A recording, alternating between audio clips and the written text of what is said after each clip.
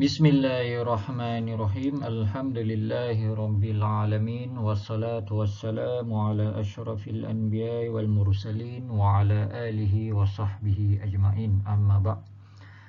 Assalamualaikum warahmatullahi wabarakatuh dan selamat sejahtera kepada semua yang mengikuti International Virtual Conference on Engineering, Innovation and Social Sciences 2021 IFSIS 2021. Sedikit pengenalan, saya Muhammad Nur Hidayat Hasbullah bin Haji Min daripada Fakulti Pengajian Islam Universiti Malaysia Sabah. Pada hari ini saya akan berkongsilah sebuah pembentangan kertas kerja yang bertajuk Migrasi Agamawan dan Impaknya Terhadap Perkembangan Pendidikan Islam di Sabah. Jadi sebelum saya masuk kepada pembentangan ini, saya ingin ambil sedikit masalah untuk menjelaskan bahawa pembentangan ini adalah pembentangan yang ringkas, memandangkan masa yang diperuntukkan adalah sekitar mungkin dalam 15 minit. Jadi saya akan cuba bentangkan dalam keadaan yang ringkas lah.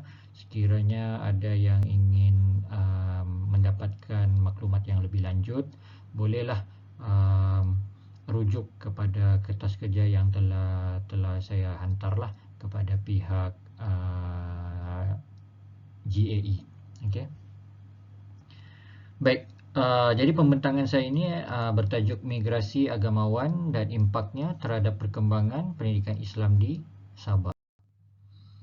Jadi sebagai pengenalan dan juga latar belakang kajian, apabila kita membincangkan berkenaan dengan impak migrasi di Sabah, sebenarnya perbahasan ini bukanlah satu perkara yang asing ataupun satu perkara yang baru yang berlaku di Sabah.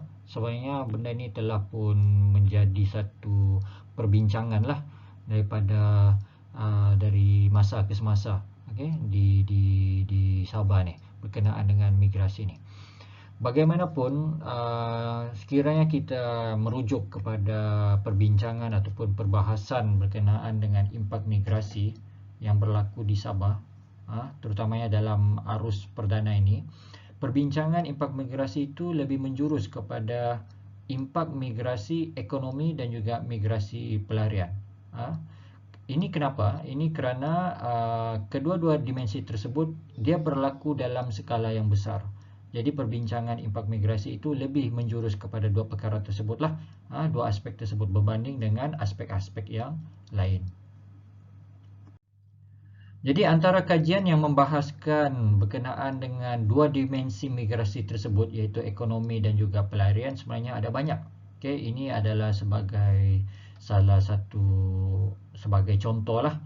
Okay, sebagai contoh, Aizat 2016 dia buat satu kajian yang bertajuk Pelarian Cina, Indonesia dan Pelarian Moro di Sabah, penelitian dari aspek pensejarahan. Seterusnya Aziza 2015, dia menulis berkenaan dengan pendatang asing tanpa izin parti sebagai musuh nombor 2 negara.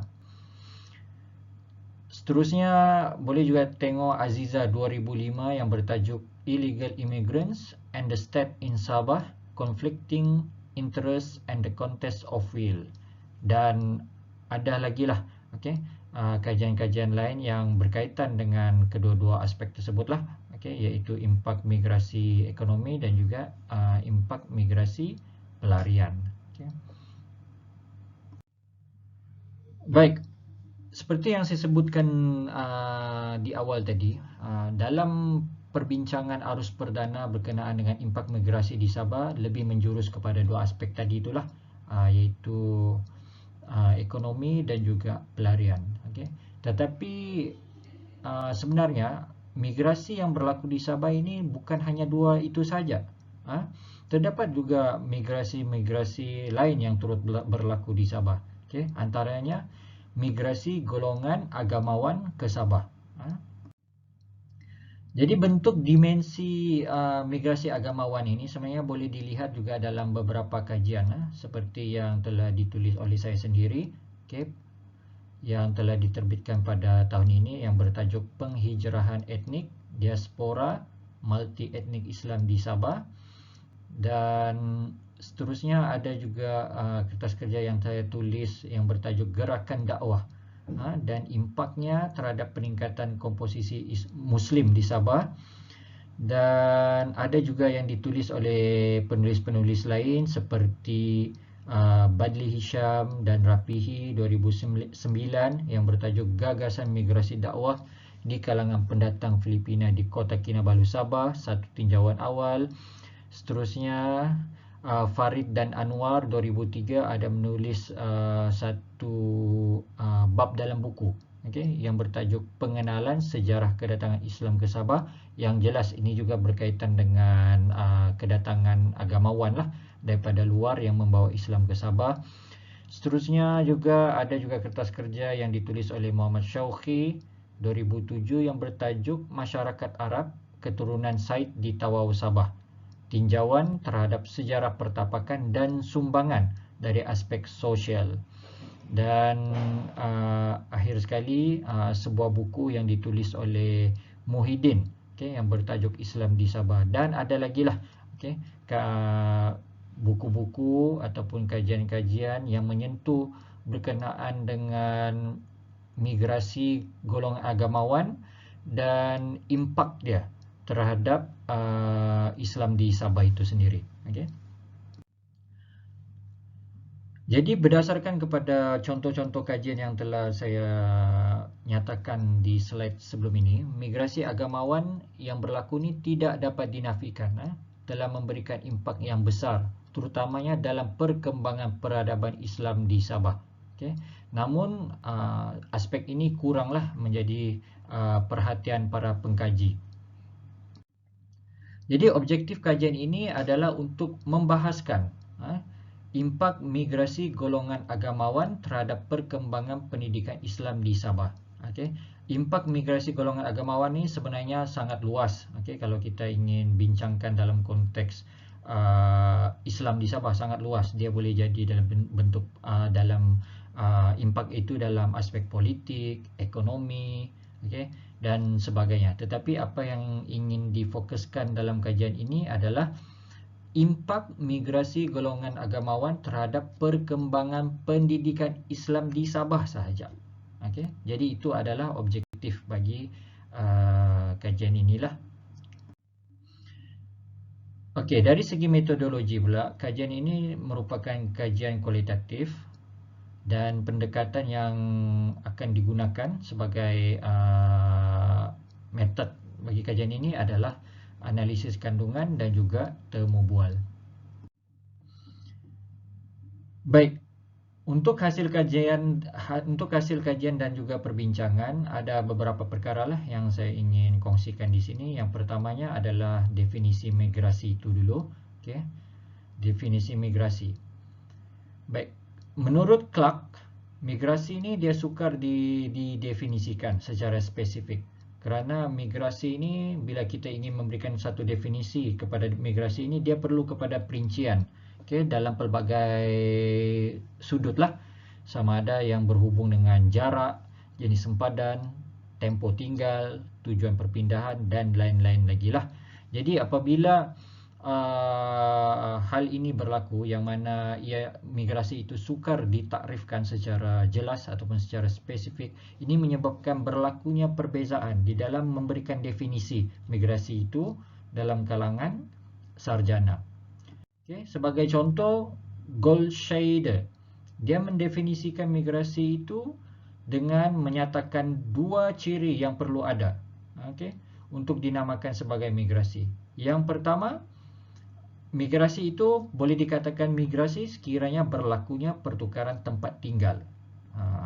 Sekiranya seseorang itu berpindah tempat tinggal, itu salah satu elemen lah ataupun ciri migrasi. Dan yang kedua pula, mempunyai niat untuk menetap. Bila berpindah lepas tu mempunyai niat untuk menetap di satu-satu tempat itu barulah dikatakan sebagai migrasi. Jadi menurut Goldscheider ni, migrasi adalah perpindahan dari satu tempat ke tempat yang lain dengan ada niat untuk menetap. Baik. Lee pula mendefinisikan migrasi secara lebih meluas, iaitu pertukaran tempat tinggal secara kekal atau separuh kekal, tidak terikat dengan jarak tertentu, dilakukan secara sukarela ataupun tidak, dan tidak ada perbezaan antara migrasi dalaman dengan migrasi luaran. Seterusnya, International Organization for Migration, IOM, mendefinisikan migrasi itu merujuk kepada perpindahan seseorang atau sekumpulan manusia, sama ada melepasi sempadan negara atau sekadar dalam negara. Migrasi juga meliputi segala bentuk pergerakan perpindahan dalam apa juga jarak, ruang dan juga sebab. Jadi dimensi migrasi menurut IOM ni dia ada pelbagai lah. Dia termasuklah pelarian dalam negara, migran ekonomi, dan sesiapa sahaja yang berpindah dengan apa-apa sebab seperti bekerja kah, berkahwin kah, menyambung pengajian dan penyatuan keluarga. Jadi dapat dirumuskan bahawa migrasi ini dia menekankan ciri perpindahan dari satu tempat ke tempat yang lain lah, sama ada dengan melepasi sempadan politik, iaitu negeri, negara maupun antarabangsa, ataupun migrasi itu dilakukan secara kekal ataupun secara sementara. Selain itu, migrasi juga mencakupi perubahan daripada sudut sosio-budaya juga, yang mana migran cuba mengasimilasikan diri mereka dengan amalan dan budaya di tempat yang baru. Di tempat yang baru mereka, destinasi yang mereka datang itulah. Jadi antara perubahan yang akan dihadapi oleh kumpulan migran ialah seperti majikan yang baru, jiran, sahabat dan sebagainya. Selain itu juga dapat difahami bahawa migrasi ini boleh berlaku disebabkan pelbagai faktor lah. Bila kita tahu bahawa migrasi ini ada pelbagai dimensi, dan juga kita tahu bahawa migrasi ini boleh berlaku daripada apa-apa sebab, jadi ini menunjukkan bahawa migrasi itu boleh berlaku dalam dimensi yang pelbagai, pelarian, ekonomi, agamawan dan sebagainya. Baik, seterusnya definisi agamawan pula. Menurut Muhammad Razak, 2016, golongan agamawan ini dapat didefinisikan secara khusus dan juga umum. Secara khusus, agamawan ini merujuk kepada mereka yang memiliki keahlian dalam bidang tertentu mengenai ilmu Islam yang amat luas. Mereka yang memiliki keahlian dalam pelbagai bidang ini dan memperoleh latihan asas dalam bidang pengajian Islam, sama ada secara formal ataupun tidak formal, adalah tergolong sebagai agamawan. Itu secara khususlah. Manakala agamawan secara umum merujuk kepada semua lapisan masyarakat Islam yang memiliki kriteria, antaranya berfikrah Islam, memiliki dan menghayati akhlak dan kepribadian Islam, meyakini kesyumulan agama Islam sebagai sebuah sistem terbaik bagi urusan kehidupan serta mencintai agama dan berusaha dalam kadar keupayaannya untuk mengangkat kedudukan umat Islam pada peringkat negara dan antarabangsa. Jadi dalam kertas kerja ini, agamawan yang dimaksudkan dalam kajian ini juga meluaslah, bukan hanya spesifik kepada satu-satu kumpulan, tetapi ia merangkumi pendakwah, guru-guru, pensyarah agama, pentadbir agama dan seumpamanya. Baik, bila kita membincangkan berkenaan dengan apakah impak migrasi agamawan terhadap perkembangan pendidikan Islam di Sabah ini, kita boleh lihat daripada kronologi dan juga apakah yang berlaku lah, impak dia tu. Jadi impak migrasi agamawan itu dapat dilihat menyumbang kepada perkembangan Islam di Sabah itu melalui yang pertamanya kemasukan Islam itu sendiri. Apabila Islam datang ke Sabah, maka migran yang datang ataupun pendakwa luar yang datang ke Sabah itu secara secara tidak langsung dia telah memulakanlah impak dalam membawa pendidikan Islam itu di Sabah, melalui kedatangan mereka itulah. Dan seterusnya, kehadiran pendakwa yang datang dari masa ke semasa itu juga telah menyumbanglah kepada penyampaian pendidikan Islam itu daripada masa ke semasa. Jadi apa yang dilakukan oleh pendakwa-pendakwa Islam yang menyebarkan agama Islam itu kepada penduduk di Sabah, dia telah menyumbang juga kepada penerimaan agama Islam itu untuk dianuti oleh masyarakat Sabah itu sendiri. Seterusnya, kalau kita merujuk juga kepada apa yang berlaku pada era Tun Datuk Mustafa sebagai Ketua Menteri yang ketiga, pada ketika itu beliau telah menubuhkan satu NGO dakwah yang dikenali sebagai Pertubuhan Islam Seluruh Sabah ataupun singkatannya USIA, iaitu pada tahun 1969. Jadi Tun Mustafa dia menubuhkan pertubuhan tersebut, bertujuan adalah untuk melakukan proses dakwah secara besar-besaranlah di Sabah pada ketika itu. Jadi memandangkan agamawan di Sabah pada ketika itu agak kurang dari kalangan penduduk tempatan, maka Tun Mustafa telah membawa masuk pendakwa-pendakwa, ustaz-ustaz, guru-guru agama, semualah yang dikatakan sebagai agamawan Islam ini daripada luar, daripada pelbagai negara. Ada daripada Filipina, Indonesia, daripada tanah Arab pun ada, lepas tu daripada Semenanjung Malaysia untuk datang ke Sabah untuk membantu proses dakwah lah di Sabah. Jadi di bawah pertubuhan tersebut, dakwah telah dilakukan secara besar-besaran lah, dan kesannya Islam telah menjadi kumpulan majoriti di Sabah. Sebelum usia ini wujud, kumpulan penganut Islam di Sabah merupakan kumpulan minoriti. Daripada sebelum merdeka sehinggalah awal kemerdekaan, Islam di Sabah adalah kumpulan minoriti, bukan majoriti. Dianggarkan Islam pada ketika itu, ketika menjadi minoriti, hanyalah sekitar 30%. 30% daripada keseluruhan penduduk Sabah. Manakala selebihnya 70% lebih kurang merupakan kumpulan bukan Islam.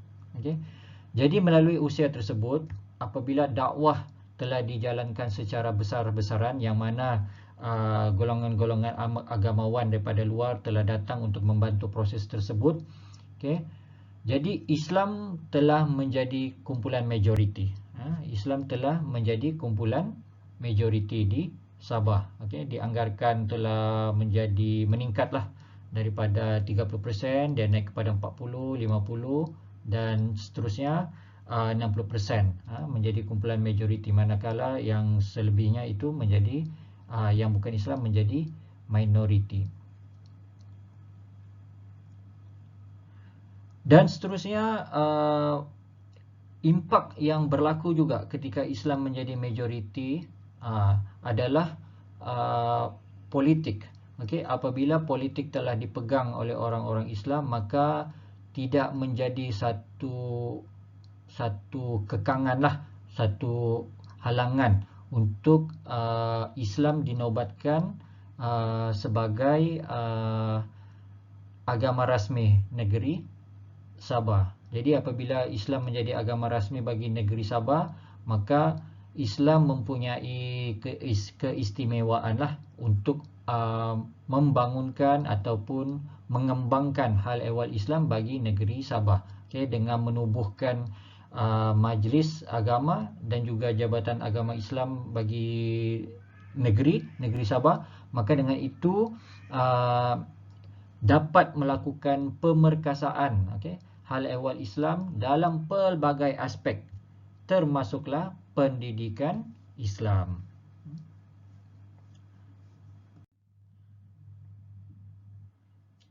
Jadi sekiranya dilihat secara spesifik, apakah impak migrasi agamawan itu dalam konteks pendidikan itu dapat dilihat daripada pelbagai perkara lah, okey, banyak perkara. Yang pertamanya, apabila golongan-golongan agamawan ini datang ke Sabah untuk menyebarkan ajaran Islam, maka berlakulah perubahan amalan adat dan budaya masyarakat Sabah yang pada ketika itu mengamalkan animisme berubah kepada ajaran-ajaran Islam, mempraktiskan ajaran-ajaran Islam. Seterusnya, melalui kedatangan para pendakwah juga, pendidikan Islam dapat disampaikan ke bahagian pedalaman, okey, tetapi tidak dapat dinafikanlah, bukan begitu mudahlah untuk Islam itu sampai ke bahagian pedalaman, tetapi usaha itu adalah, okey.